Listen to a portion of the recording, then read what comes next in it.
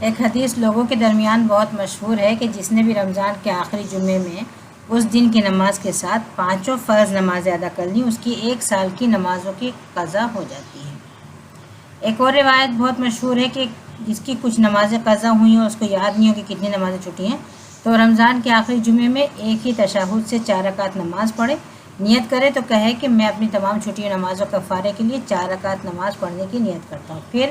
ہر رکعت میں سورہ فاتحہ اور 15 دفعہ سورہ قدر اور 15 دفعہ سورہ کوثر پڑھے۔ علماء محدثین کا اتفاق ہے کہ یہ دونوں حدیثیں موضوع ہیں، جھوٹی ہیں۔ صحیح کیا ہے؟ بخاری اور مسلم میں حضرت انس رضی اللہ عنہ کی حدیث ہے کہ رسول اللہ صلی اللہ علیہ وسلم نے فرمایا جو شخص نماز بھول جائے تو یاد آتے ہی اسے پڑھ لے، اس کا یہی کفارہ ہے۔ اللہ تعالیٰ نے فرمایا ہے میری یاد کے لیے نماز قائم کرو، یعنی بھولی ہوئی نماز کا کفارہ یہی ہے کہ جب یاد آئے پڑھ لی جائے، اور نمازوں میں کوتاہی کے لیے اللہ تعالیٰ سے توبہ اور استغفار کی جائے۔